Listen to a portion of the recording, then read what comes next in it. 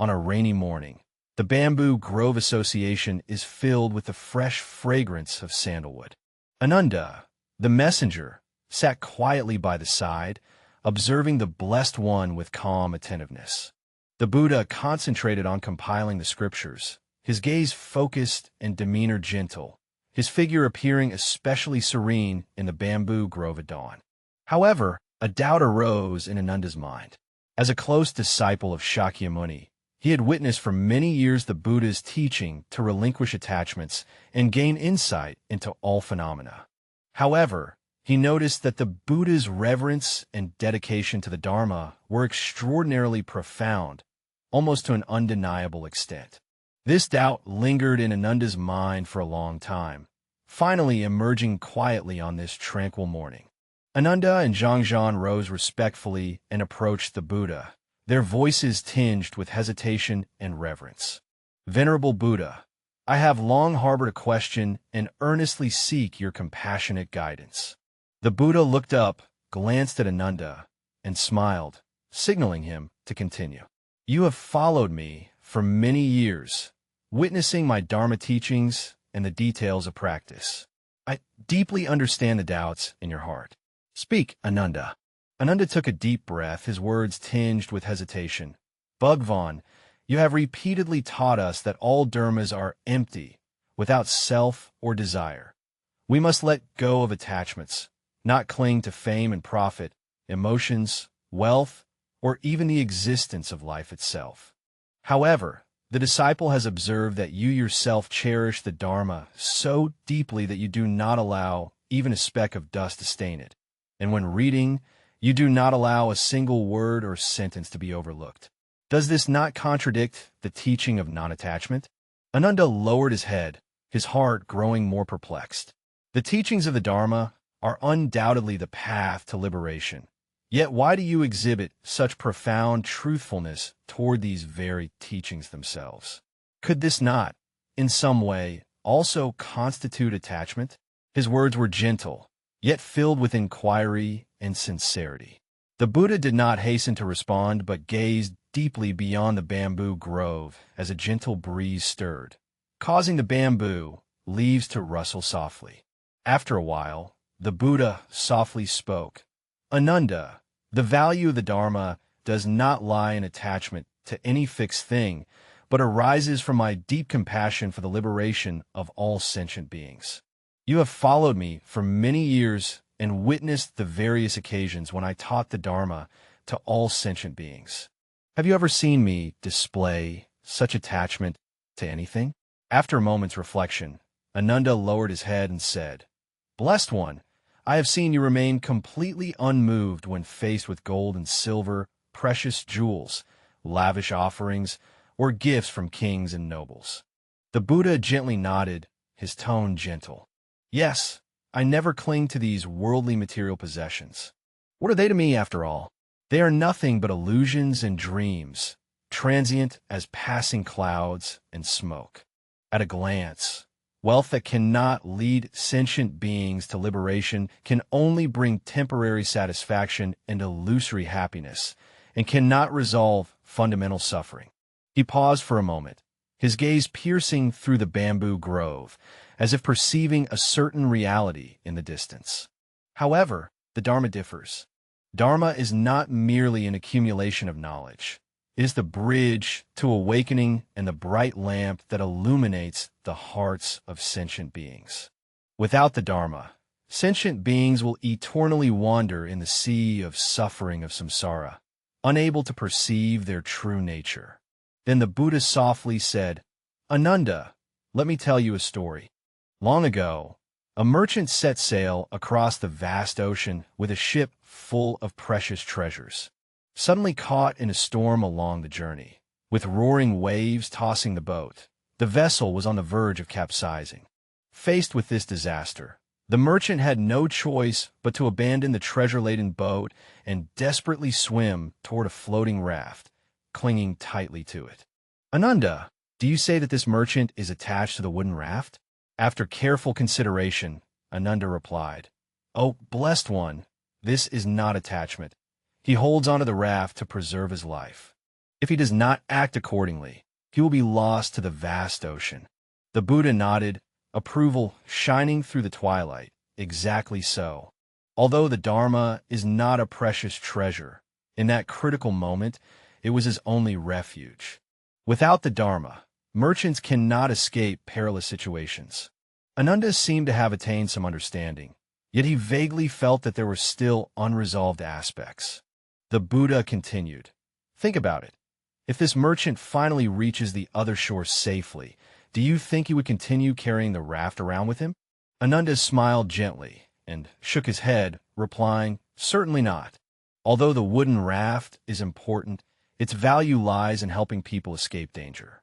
Once having reached the other shore, continuing to carry it becomes a burden instead." The Buddha smiled gently, his words imbued with profound meaning. "That's right. But what if this wooden raft is not only to save himself, but can also deliver countless others who are swept away by the storm?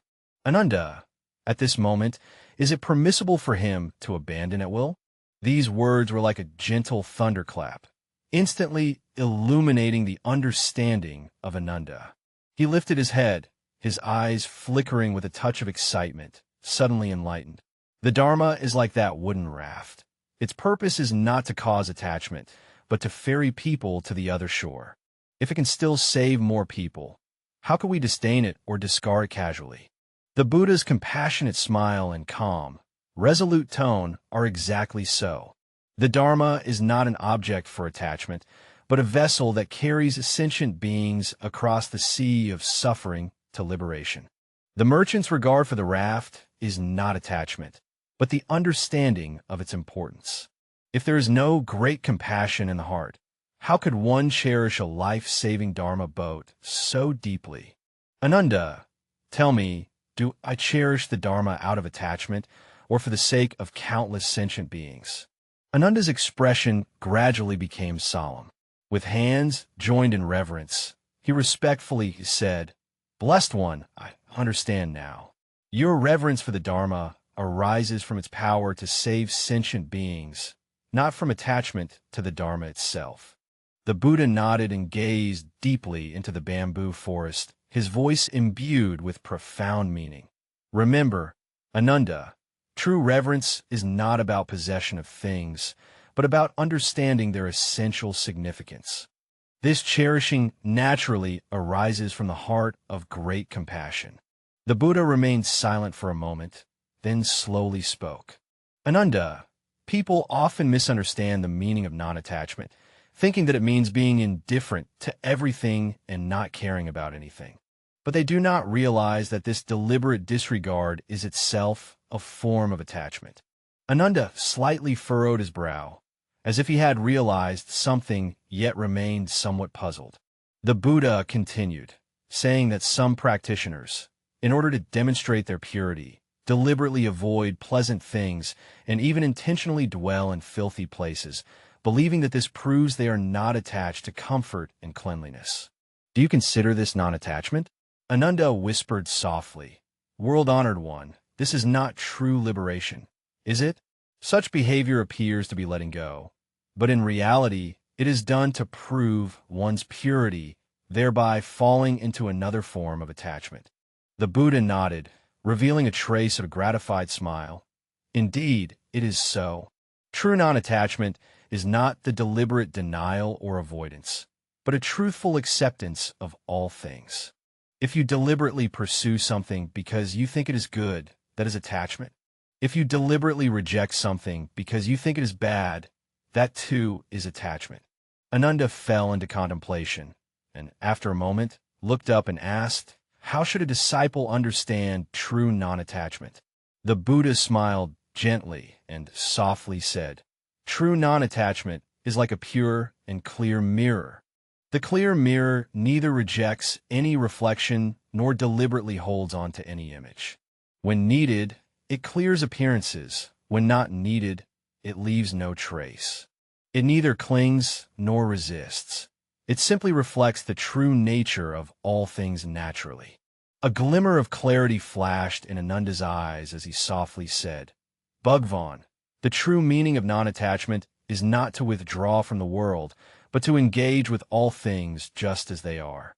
Regardless of what one faces, there is neither attachment nor aversion, correct? The compassionate teachings of the Buddha are exactly like this. Many people think that non-attachment means not seeking anything at all, but that is merely a superficial understanding. They deliberately avoid wanting anything or doing anything, yet they end up trapping themselves in another form of attachment.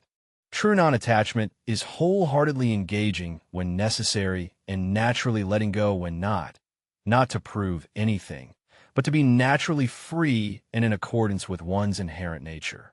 After hearing this, Ananda's heart suddenly became clear and bright. The disciple understood. The Blessed One treasures the Dharma not out of attachment, but because this is the time that calls for wholehearted dedication. True non-attachment is not indifference to everything, but rather being unhindered by everything. The Blessed One smiled gently, pointing to a blooming lotus flower in a nearby pond, and slowly said, "Ananda, look at that lotus. It grows from a muddy water, but is never defiled by the murkiness. It floats on the surface, yet does not cling to the water support. Regardless of its environment, it blooms naturally, revealing its true nature." Do you think the lotus flower holds attachments? Ananda followed the Buddha's gaze, pondered for a moment, and replied, "The world-honored one. The lotus has no attachments. It neither deliberately avoids the mud nor resists the support of the water. It simply arises according to conditions, naturally free and unbound." The Buddha nodded gently. Precisely so. True non-attachment is not about abandoning everything, but about cherishing when necessary and letting go when it is not. Just like this lotus, it needs to take root in the mud in order to grow, so it accepts this calmly. When it blooms on the surface of the water, it does not cling to that water. Cherishing and letting go are not contradictory. Rather, they embody a balanced wisdom. Ananda lowered his head in silence, carefully contemplating the Buddha's words. The Buddha continued, "Many people think that letting go means completely abandoning everything, that nothing is needed.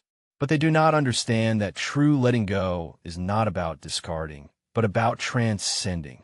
If you deliberately renounce in order to prove non-attachment, you fall into attachment.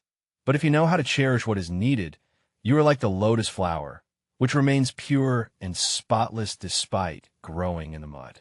In Ananda's eyes, a sudden clarity began to shine forth. "World-honored one, I understand now. Cherishing is not attachment, and letting go is not avoidance. True wisdom lies in engaging with the affairs of the world with reverence for their significance, yet without being entangled or burdened by them." The Buddha smiled gently, embodying profound tranquility. This is the wisdom of the middle way. Neither denying the world nor being attached to it. Cherish the present moment with wholehearted dedication, and let go without lingering attachment when the time comes. This wisdom arises from a clear understanding of the true nature of things and a liberated mastery over the mind. Ananda joined his palms together and deeply bowed, his voice imbued with reverence and gratitude. The Venerable One, the disciple, finally understands that true cherishing and letting go both arise from conditions. There is no need to force or resist. Only with an unobstructed mind can one attain genuine liberation. The Buddha looked at him kindly and said slowly, "Remember, Ananda, cherishing is for the salvation of all beings, and letting go is for freedom and following conditions naturally. These two are not opposites, but represent the middle way." In the distance, the sound of the bell resounds once more, while a gentle breeze rustles through the bamboo grove, bringing an indescribable sense of peace and completeness.